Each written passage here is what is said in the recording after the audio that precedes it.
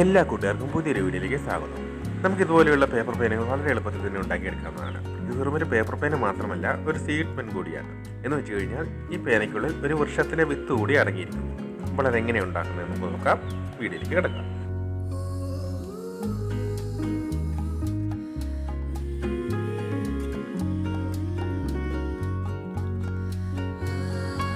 പുതിയൊരു റീഫിലാണ് എടുത്തിരിക്കുന്നത്. ഇത് ആർട്ട് പേപ്പറാണ്.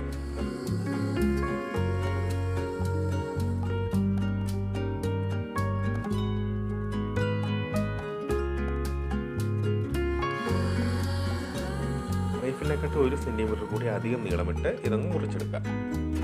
ഈ ആർട്ട് പേപ്പറിന് ഒരു ഷീറ്റിന് 2 രൂപ മാത്രമേ വില വരുന്നുള്ളൂ. ഇതാകുമ്പോഴത്തേക്ക് അധികം കട്ടിയൊന്നും വരുന്നില്ല. നമ്മുടെ ഒരു സാധാരണ പേപ്പറിൻ്റെ കനമേ ഉള്ളൂ. ഇത് നമുക്ക് ഈ റീഫില്ലറിൻ്റെ നിപ്പ് മാത്രം പുറത്തോട്ട് കാണുന്ന രീതിയിൽ ഒരു വശത്ത് വെച്ചിട്ട് നമുക്ക് ചുരുട്ടിയെടുക്കാം.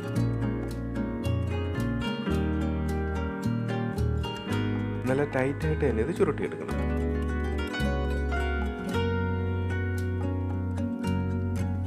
ഈ ചുരുട്ടിയെടുക്കുന്നതിനിടയിൽ ഞാൻ ചെറുതായിട്ട് മുകളിലേക്ക് പേപ്പർ ഒന്ന് പിടിച്ചിട്ടുണ്ട്. അപ്പോഴത്തേക്ക് നിപ്പിൻ്റെ മുകളിലേക്ക് വരുന്നതോറും പേനയുടെ തിക്നെസ് കൂടി വരുന്ന രീതിയിലായിട്ടുണ്ട്.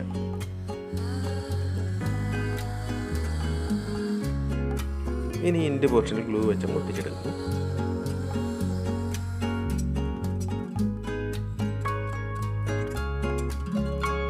അങ്ങനെ നമ്മുടെ പേനയുടെ മുക്കാൽ ഭാഗം വർക്കും പൂർത്തിയായിട്ടുണ്ട്. തൽക്കാലം അതവിടെ നിൽക്കട്ടെ. നമുക്കിനി ക്യാപ്പ് ഉണ്ടാക്കിയെടുക്കാം.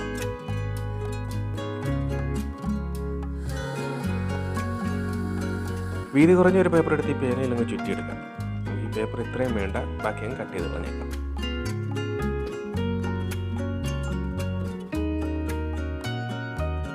എൻ്റെ പോർഷൻ സ്റ്റിക്ക് ചെയ്തതിന് ശേഷം നമുക്ക് ഇതിൽ നിന്ന് ഊരിയെടുത്തേക്കാം.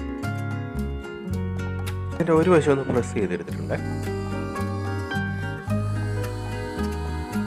പേന ഉണ്ടാക്കാനെടുത്ത അതേ കളർ പേപ്പർ ഡയഗ്രം ഷേപ്പിൽ കട്ട് ചെയ്തിട്ടുണ്ട്. നമുക്ക് ഈ പ്രസ് ചെയ്ത ഭാഗത്ത് വെച്ച് പൊട്ടിച്ചു കൊടുക്കാം. ഒരു ഭംഗിക്ക് വേണ്ടിയിട്ട് ചെയ്യുന്നതെന്ന് മാത്രം. അങ്ങനെ ക്യാപ്പും റെഡി ആയിട്ടുണ്ട്.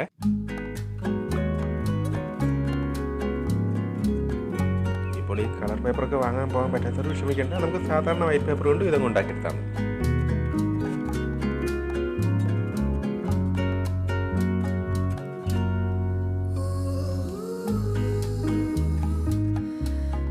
അതുമല്ലെങ്കിൽ നമുക്കൊരു ന്യൂസ് പേപ്പർ പീസ് എടുത്ത് വെച്ചും ചെയ്തെടുക്കാം.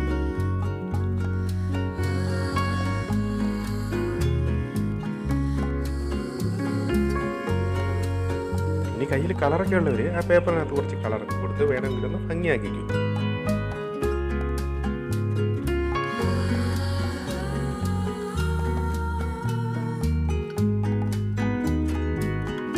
ഇനി നമുക്ക് ഈ പേനയിലേക്ക് വിത്ത് നിക്ഷേപിച്ചു കൊടുക്കാം.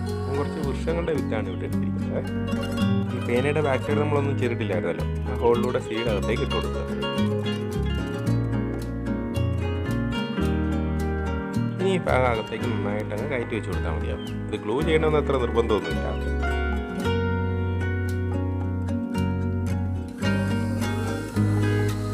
അങ്ങനെ ഒരു പേന റെഡി ആയിട്ടുണ്ട്. ഇനി കുറച്ച് മിനിറ്റും കൂടെ വിത്തിട്ട് കൊടുക്കണം.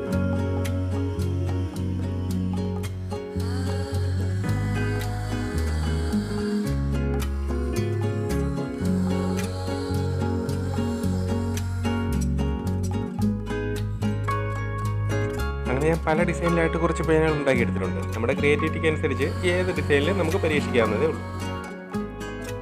വേൾഡ് എൻവയോൺമെൻറ്റൽ ഡേ ആയിട്ട് സ്കൂളിലൊരു വർക്ക് ചെയ്യണമെന്ന് പറഞ്ഞിട്ടുണ്ടായിരുന്നു. അതുപ്രകാരം നമ്മുടെ കുഞ്ഞ് കലാകാരിയെ കൊണ്ടും ഞാൻ ഇത്തരം പേനകൾ ഉണ്ടാക്കിച്ചിട്ടുണ്ട്.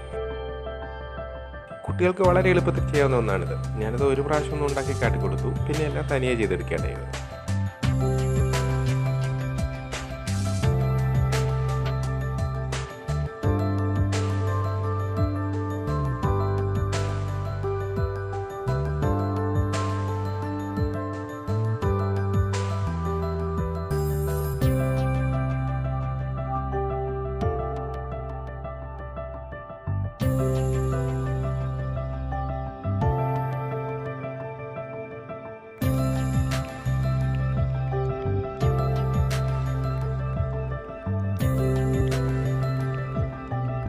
ചെടികളോ മരങ്ങളോ ഒക്കെ വെക്കാൻ പോയില്ലെങ്കിലും ഇത്തരം പേന ഉപയോഗിച്ച് തീർന്നിട്ട് മണ്ണിൽ വലിച്ചെറിയുമ്പോഴത്തേക്ക് അവിടെ കിടന്ന വിത്ത് എന്ന് വളർന്നു.